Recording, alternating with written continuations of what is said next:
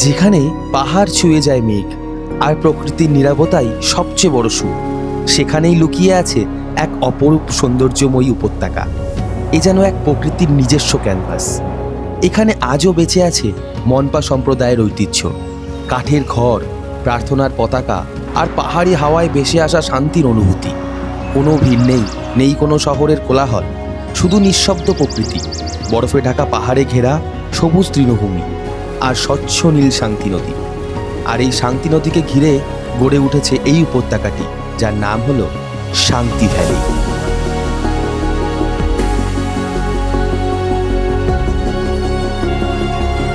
স্বর্গীয় সৌন্দর্যে ঘেরা অরুণাচল প্রদেশের ওয়েস্ট কামেং জেলার শান্তি ভ্যালি আমার অরুণাচল প্রদেশ ভ্রমণ সিরিজের এটি দ্বিতীয় পর্ব। জামেরি থেকে তাওয়াং যাওয়ার পথে আমার এই সেকেন্ড ডেস্টিনেশন ছিল এক অবাক করা জার্নি। এর আগের পর্বে আমরা দেখেছি জামেরি গ্রামের প্রাকৃতিক সৌন্দর্য এবং তার মান্যতার গল্প। জামেরি হোমস্টেতে কাটানো সকালের স্নিগ্ধ সৌন্দর্য তো ছিলই, তার সাথে সেখানকার মানুষের আন্তরিক আতিথেয়তা। এবার সেই সুন্দর গ্রামকে বিদায় জানিয়ে আমরা আমাদের পরবর্তী গন্তব্যের পথে আবার যাত্রা শুরু করলাম। তাহলে চলুন শুরু করা যাক এই সিরিজের দ্বিতীয় পর্ব।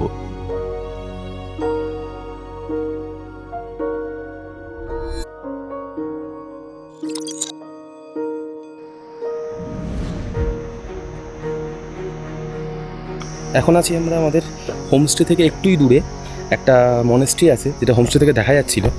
জায়গাটার নাম দুলদুল থারফা লিঙ্গোমফা জায়গাটির নাম। তো উঠবো, সেখানে স্টিক চড়াই এখান থেকে আপাতত, এখান থেকে উঠে ওই যে দূরে মনেস্ট্রিটি দেখতে পাচ্ছেন, আমরা এখন ওখানেই যাব। হোমস্টে থেকে মিনিট 5 লাগে।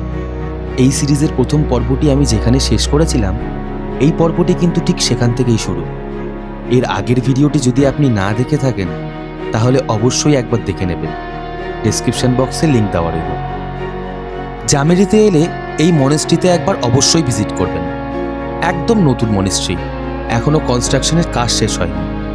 এখানে পৌঁছানোর রাস্তাটা কিন্তু বেশ খাড়াই, তবে একবার মনেস্ট্রি অবধি পৌঁছতে পারলে এখান থেকে সম্পূর্ণ জামেরি গ্রাম সহ পুরো জায়গাটার একটা 360 ডিগ্রি ভিউ দেখতে পাওয়া যায়, যেটা দেখে আপনি অবশ্যই মুগ্ধ হবেন।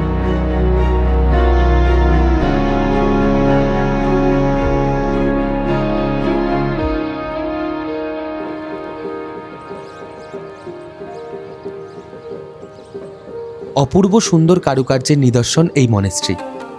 ওই যে দূরে ছোট ছোট ঘরগুলো দেখা যাচ্ছে, ওটাই হলো জামেরি গ্রাম। গতকাল আমরা ওখানেই ছিলাম। অসাধারণ ভিউ পাওয়া যায় এখান থেকে চারিদিকে। এই মনেস্ট্রিটা কিন্তু অনেকটাই উঁচুতে, মানে খাড়াই চড়াই অতিক্রম করে এখানে আসতে হয়। তো আর আসার পরে এখানে আসার সব কষ্ট কিছু মনে হয় না আর, তার কারণ চোখের সামনে কিছুটা এই রকম ভিউ দেখা যায়।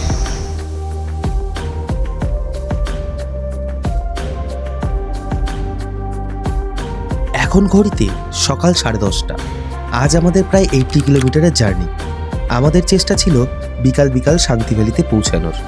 রাস্তায় এখনো অনেক সাইট সিইং পয়েন্ট বাকি রয়েছে, তাই এখানে খুব বেশি সময় না কাটিয়ে বেরিয়ে পড়লাম নেক্সট ডেস্টিনেশনের উদ্দেশ্যে। যেসব জায়গাগুলোতে আমাদের এমনি হেঁটে উঠতে এত কষ্ট হয়, সেসব জায়গাগুলোতে এখানকার মানুষেরা কাঁধে একটা বস্তা নিয়ে আরামসে গটগট করে উঠে গেল। দেখে অবাক হয়ে যায়। আসলে লাইফস্টাইলটাই সব কিছু। যে লাইফস্টাইল আমরা লিভ করি সেটাই আমাদের সব কিছুর উপর ইম্প্যাক্ট ফেলে।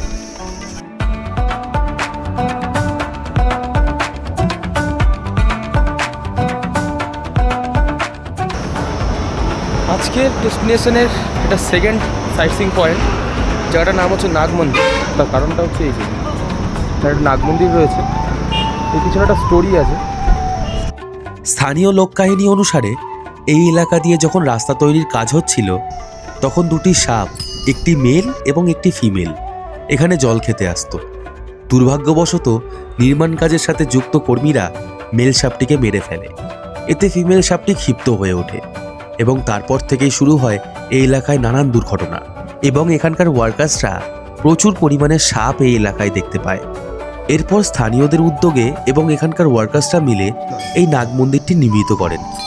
মন্দির নির্মিত হওয়ার পর থেকে সমস্ত দুর্ঘটনা বন্ধ হয়ে যায়। তারপর থেকে প্রচলিত আছে যে এই মন্দিরে একবার দর্শন করে প্রণাম করলে যাত্রাপথ নিরাপদ হয়। তারপর থেকে আর কোনো দুর্ঘটনা এখানে দেখতে পাওয়া যায়নি।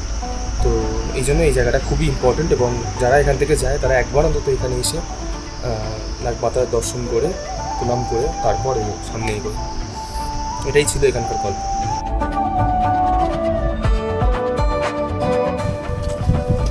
গতকাল রাত্রে যে জায়গাটাতে যে মার্কেটটাতে এসেছিলাম আর যে পাহাড়টা দেখেছিলাম সেটা অ্যাকচুয়ালি এই পাহাড়। প্রাচীন এক লোকগাথা মিশে আছে এই পাহাড়ের সাথে। আমাদের ড্রাইভার দাদা অত্যন্ত সুন্দরভাবে সেই ইতিহাস আমাদের শুনিয়েছিলেন, যা আমার জামিরির ভিডিওতে বিস্তারিতভাবে দেওয়া আছে। এই প্রেয়ার ফ্ল্যাগগুলো তো রাতের বেলায় বলছিলাম যে দিনের বেলা হয়তো খুবই ভালো লাগবে দেখতে, সত্যিই খুবই ভালো লাগছে।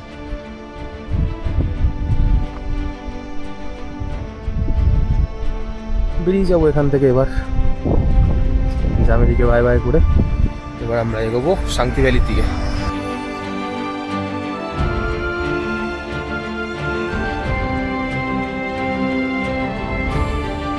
ধীরে ধীরে সবুজ পাহাড়ের কোল পেরিয়ে আমাদের যাত্রাপথে ধরা দিল বোমডিলা শহর। আর এই বোমডিলা শহরের একেবারে উপরে ছাদের মতো দাঁড়িয়ে আছে বোমডিলা মনেস্ট্রি। নভেম্বর মাসের 19 থেকে 21 তারিখ জুড়ে এখানে একটি উৎসব পালিত হয়।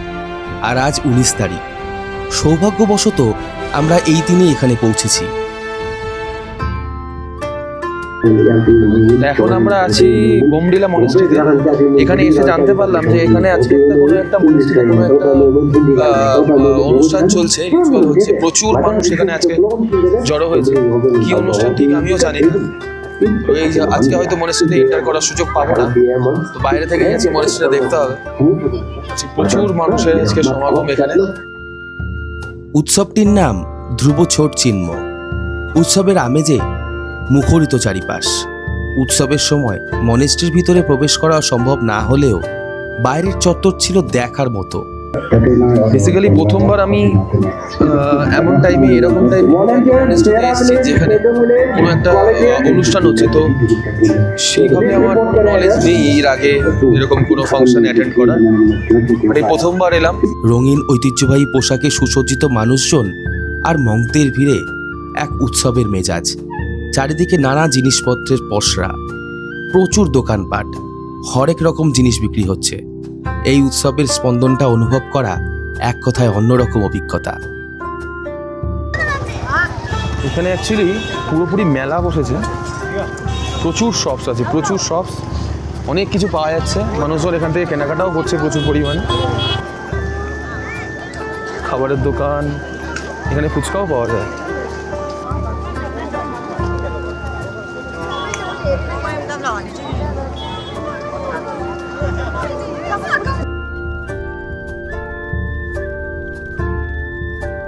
অরুণাচল প্রদেশের কিন্তু প্রতিটা জায়গায় কিন্তু খুবই সুন্দর। মানে এখানকার যতটা না ভিডিও দেখেছি, যা মনে হয়েছে তার সাথে বেশি, অনেক বেশি।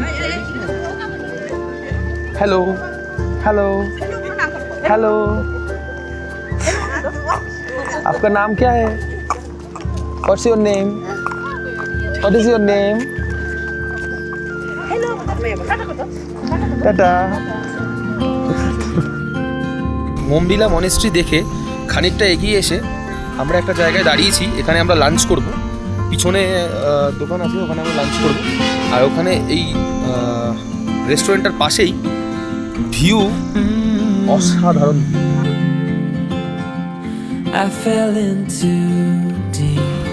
অরুণাচল প্রদেশে আসার পর থেকে কোনো এক মুহূর্তের জন্য এমন হয়নি যখন কোনো ভিউ পাই বা ভিউ দেখতে পাইনি।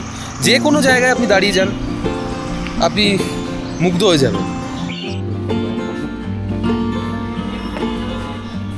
সেদিন বোমডিলায় পাহাড়ের কোলে দুপুরের ভোজটা ছিল দারুণ। পাতে ধোয়া ওঠা ভাত, ডাল, মুচমুচে ভাজা আর তৃপ্তি করে খাওয়ার মতো চিকেন। অরুণাচলের এই নির্জনতায় এমন বাঙালিয়ানা স্বাদ পাবো সেটা ভাবিনি। আসলে অরুণাচলের কিন্তু প্রতিটি জায়গাতেই খাবার দাবারের গুণমান খুবই ভালো।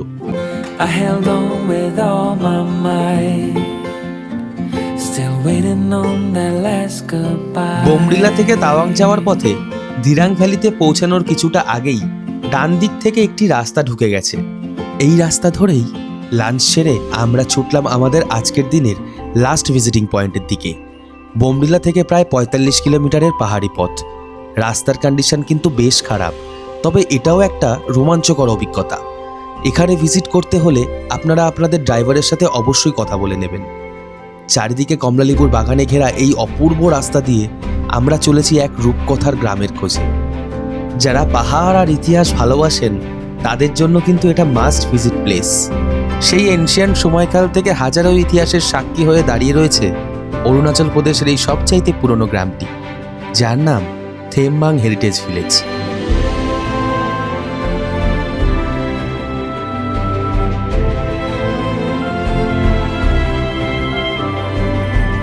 এখন বাজে বিকাল 4:30।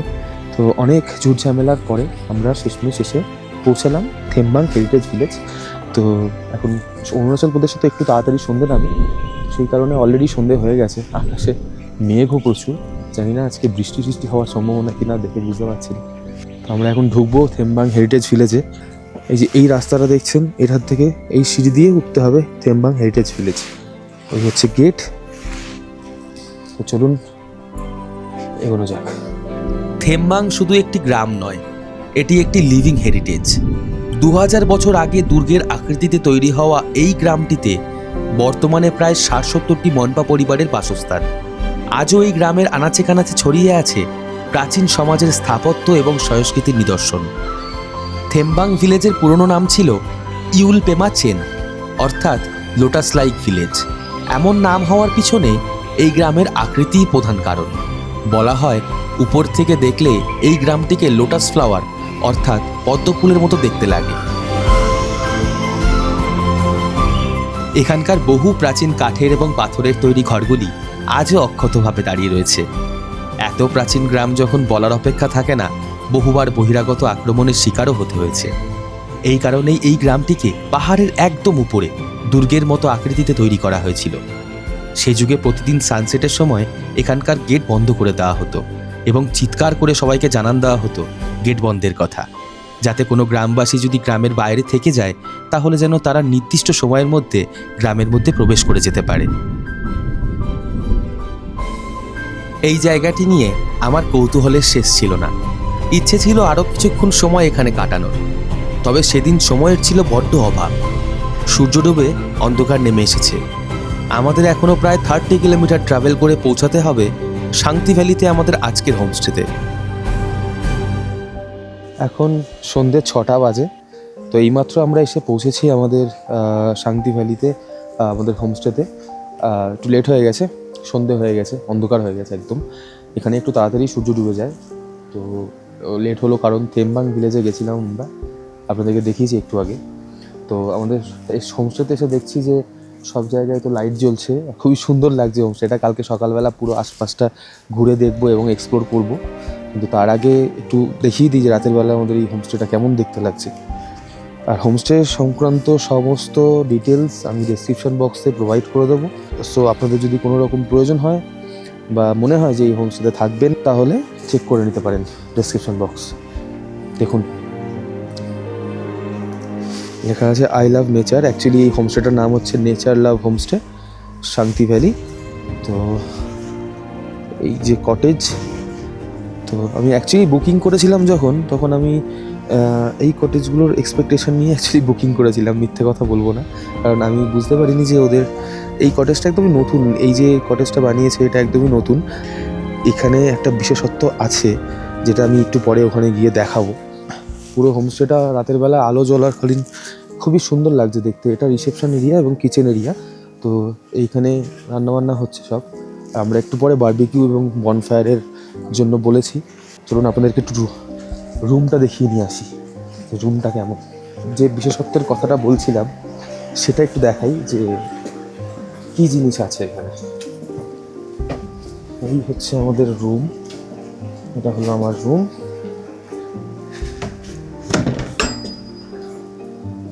এই হলো রুম। অলরেডি আমার ব্যাগ এখানে এনে রেখে দিয়েছি।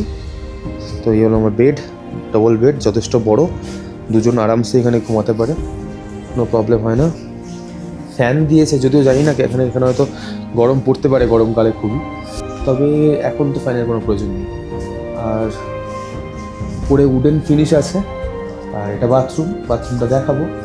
তার আগে যে জিনিসটা দেখাবো আপনারা দেখতে পারবেন কিনা আমি জানি না, আমার ক্যামেরা এটাকে জাস্টিফাই করতে পারবে কিনা এই মুহূর্তে, বাট এই জানলাটা খুললে এটা পুরো নদী। আমি জানি না আওয়াজ শুনতে পাচ্ছেন কিনা আপনারা, বাট এটা একদমই নদী। মানে আমার থেকে জাস্ট এইটুকু ডিস্টেন্সে হচ্ছে রিভার, এটা ফুল দমে ফ্লো করছে। সারা রাত্রির একটা নদীর মেলোডির সাথে আজকে আমাদের রাতটা কাটবে। তো এই হচ্ছে কিছুটা কন্ডিশন। সকালবেলা তো খুবই সুন্দর লাগবে, সকালবেলা আরও ভালো করে বাইরেটা এক্সপ্লোর করবো আমরা। আর খুবই সুন্দর জায়গাটা, খুবই সুন্দর একটা হোমস্টে, আমার পার্সোনালি খুবই পছন্দ হয়েছে। তো এখন দেখবো, এখানে থাকবো, কেমন এক্সপিরিয়েন্স হয় সবই আপনাদেরকে জানাবো। আর হ্যাঁ, এই হচ্ছে বাথরুম, পরিষ্কার পরিচ্ছন্ন এবং অনেক বেশ স্পেসিয়াস, বড় গিজার রয়েছে, সব কিছুই রয়েছে। স্নানের জন্য বালতি রয়েছে, শাওয়ার রয়েছে, এখানে রয়েছে একটা আয়না, এখানে রয়েছে বেসিন। এই সিরিজটাতে যে কটা ভিডিও আপনারা দেখছেন বা এরপরে যতগুলো ভিডিও আপনারা দেখবেন, সব কটাতেই যা হোমস্টেজ দেখবেন এবং যা কিছু দেখবেন সব কিছু আমার পার্সোনালি বুকিং করা। তো সেই ক্ষেত্রে আমার যেমন এক্সপিরিয়েন্স আমি সেগুলোকেই তুলে ধরছি। তো আপনাদের যদি মনে হয় যে সেম এক্সপিরিয়েন্স আপনাদের ভালো লাগছে, তাহলে আপনারা এগুলো কনসিডার করবেন। আদারওয়াইজ আরও অনেক অপশান রয়েছে আশেপাশে, যেগুলো আপনারা চেক আউট করতে পারেন। আর এই পাশটাতে একটা বেশ সুন্দর জায়গা রয়েছে, এখানটাতে আমি বেশ কিছুক্ষণ বসেছিলাম, এখানে বসে এক কাপ চাও খেলাম আমি। তো এই জায়গাটাতে যদি বসে থাকেন আপনি, তো এইখান থেকে রিভার ফ্লো দেখতে দেখতে ব্রেকফাস্ট, লাঞ্চ এখানে প্রোভাইড করে কিনা এর এখন আমি জানি না, তবে চা ব্রেকফাস্ট তো করাই যেতেই পারে। অসাধারণ লাগলো, অসাধারণ জায়গা।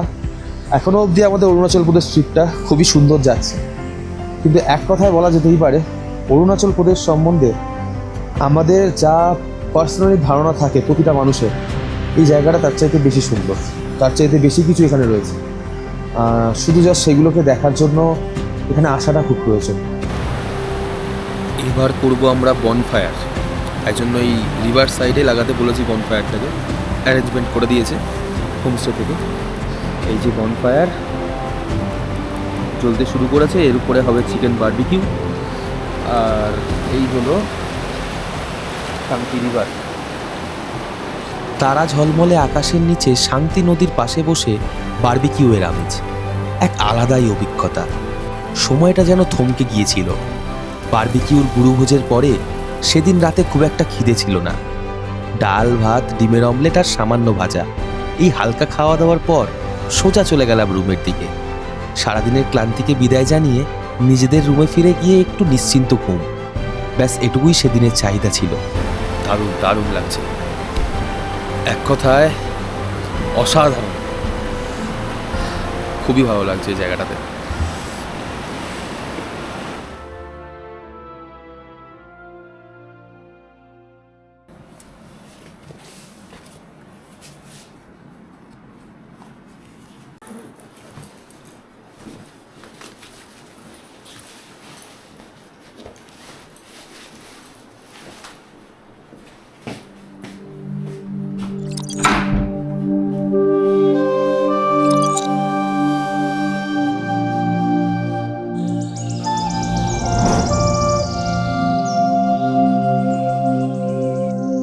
এখন আমি আছি শান্তি ভ্যালিতে। কালকে রাত্রে এখানে এসে পৌঁছেছি, তখন তো প্রায় সন্ধে হয়ে গেছে, এখন 6টা বেজে গেছে, একদমই আলো ছিল না, অন্ধকার হয়ে গেছিলো। এই জায়গাটা যে এত সুন্দর সেটা আলো না ফোটা অব্দি বুঝতে পারিনি। এখন আমি সকালবেলা রুম থেকে বেরোলাম বাইরে, যে কিছু ঘুরে কিছুটা জায়গা দেখবো বলে। আমার পিছনে একটা মিস্টিক্যাল একটা সিনিক ভিউ তৈরি হয়েছে। চারিদিকে কুয়াশা মাটিতে নেমে এসছে, মাটিতে নেমে এসে নিচে জমে আছে। অসাধারণ অসাধারণ জায়গা এটা। শান্তি ভ্যালি এমনি এমনি এত ফেমাস নয়, পুরো এরিয়াটা এখন কুয়াশায় ঢেকে গেছে। দেখেছিলাম ভিডিওতে যে শান্তি ভ্যালিতে এখানটায় এই জায়গাটা এরকমই হয় সকালবেলা, এত সুন্দর হয়ে যায় জানতাম না। এটা একটা সিটিং অ্যারেঞ্জমেন্ট, এখানে বসে আপনারা কিছুটা সময় কাটাতে পারবেন, চা খেতে পারবেন, ব্রেকফাস্ট করতে পারবেন। কালকে ডিনারও আমরা এখানে বসেই করেছি, আর কালকে আমরা বনফায়ারও করছিলাম। বনফায়ার কোন জায়গাটায় করছিলাম সেটা দেখাবো আপনাদেরকে। এই যে রিভার, শান্তি রিভার, আর কালকে আমরা বনফায়ার করছিলাম এই জায়গাটিতে বসে। Can you imagine? ও একটা পাখি দেখতে পাচ্ছি, ওইটা মিনিট। নদী, পাহাড়, কুয়াশা আর পাখির ডাকে ভরা এই ভ্যালিটির সৌন্দর্য ভাষায় প্রকাশ করা যায় না। সূর্যের প্রথম আলো যখন কুয়াশার চাদর সরিয়ে মাটিতে এসে পড়ে, সেই মুহূর্তটা এক কথায় যাকে বলে মেসমারাইজিং। যারা জানেন না তাদের জন্য বলে রাখি, শান্তি ভ্যালি কিন্তু বার্ড ওয়াচারদের জন্য স্বর্গরাজ্য। নানান ধরনের পাখি এখানে পাওয়া যায়। যদিও আমাদের কাছে এনাফ ইকুইপমেন্ট এবং সময় ছিল না, তাও এই অল্প সময়ের মধ্যে লিটিল ফকটেল এবং প্লামাস ওয়াটার রেডস্টার্ট এই দুটি পাখির ছবি আমরা পেয়েছি। সো এখন আমি আছি শান্তি ভ্যালির রিভার সাইডে, নদী বয়ে যাচ্ছে, এখানটায় বেরিয়েছি। প্রচুর পাখি পাওয়া যায় এখানটায়। যারা বার্ড ওয়াচিং করতে ভালোবাসেন, যারা পাখির ছবি তুলতে ভালোবাসেন, তাদের জন্য এই জায়গাটা স্বর্গরাজ্য। নদীর জল, জল কনকনে ঠান্ডা জানি, তাও একবার ছুঁয়ে দেখা তো অবশ্যই, এক্সপিরিয়েন্স করার জন্য তো অবশ্যই একবার ছুঁয়ে দেখুন। ভীষণ ঠান্ডা, কনকনে ঠান্ডা জল। আর সকাল থেকে তো এই ভ্যালিটা আরও ড্রিমি হয়ে গেছে। চারিদিকে কুয়াশা, মেঘ সব নিচে নেমে এসছে। খুবই সুন্দর লাগছে এই জায়গাটা। শান্তি ভ্যালি এখন বর্তমানে বড্ড পরিমাণে ফেমাস হয়ে গেছে। প্রচুর মানুষ এখানে আসছে, প্রচুর ট্যুরিস্ট প্রতি বছর শান্তি ভ্যালি ভিজিট করছে। যারা অরুণাচল প্রদেশে এখন আসে তারা শান্তি ভ্যালিতে অবশ্যই আসে। কিছু বছর আগে অবধি শান্তি ভ্যালির সম্বন্ধে তেমন মানুষ জানতো না, কিন্তু এখন প্রতিটা মানুষ জেনে গেছে চারিদিকে ভিডিও থ্রুতে কিংবা অন্যান্য থ্রুতে। ভালো এখানকার ট্যুরিজম এগোচ্ছে, কিন্তু তার সাথে সাথে যদি এই জায়গাটা নোংরা হয়ে যায় সেখানে খুবই দুঃখের ব্যাপার। কারণ অতিরিক্ত মানুষ যেখানে আসবে সেখানে বেশ কিছু মানুষ এমন আসে যাদের এইটুকু জ্ঞান থাকে না যে এত সুন্দর একটা জায়গায় এসেছি, এটাকে পরিষ্কার করে রাখাটা অত্যন্ত জরুরি। আমি বেশ কিছু জায়গায় পাথরের মাঝখানে দেখছিলাম বোতল পড়ে আছে, তারপরে ওই দিকটায় কিছুটা এগিয়ে গিয়ে দেখছিলাম পানীয় দ্রব্যের বোতল পড়ে আছে। এগুলো তো উচিত না, না?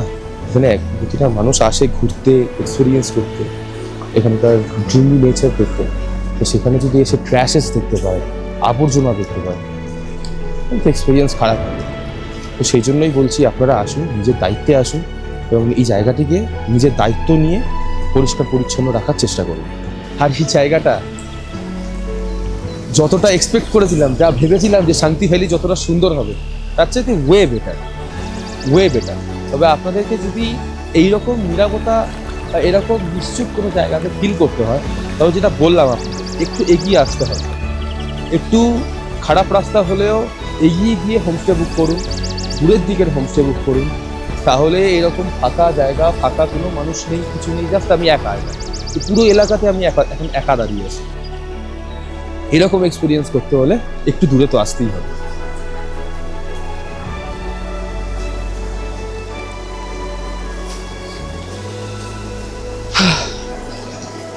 অসাধারণ। হিমালয়ের উঁচু পর্বতশ্রেণী দ্বারা পরিবেষ্টিত অরুণাচল প্রদেশের এই অপূর্ব শান্তি ভ্যালি ভ্রমণ সত্যিই এক অবিস্মরণীয় অভিজ্ঞতা। এখন বলতেই পারি, শান্তি নদীর তীরে কাটানো সকালটি আমার জীবনের সবচাইতে সুন্দর সকালগুলির মধ্যে একটি। এখানে নদীর পাড়ে বসে সময় যে কোথা দিয়ে কেটে যায় টেরই পাওয়া যায় না। ভবিষ্যতে শান্তি ভ্যালিতে আসলে অবশ্যই হাতে বেশি সময় নিয়ে আসব। যাই হোক, আমাদের শান্তি ভ্যালি ভ্রমণ এই পর্যন্তই। তবে অরুণাচল প্রদেশের কাহিনী কিন্তু এখানেই শেষ নয়। এর পরের ভিডিওতে আমরা ফিরব দ্য ল্যান্ড অফ মনপাস, তাওয়াংয়ের গল্প নিয়ে। ততদিন অবধি সাবস্ক্রাইব করে পাশে থাকবেন। ধন্যবাদ এতক্ষণ ধরে ভিডিওটি দেখার জন্য। আশা করি এই ভিডিওর পরে শান্তি ভ্যালি ভ্রমণে আপনাদের খুব একটা সমস্যা হবে না। ভিডিওটি ভালো লাগলে লাইক করবেন এবং আপনজনদের সাথে শেয়ার করবেন এবং কমেন্ট করে জানাবেন আপনাদের গুরুত্বপূর্ণ মতামত। খুব শিগগিরই দেখা হচ্ছে নতুন এক গল্প নিয়ে।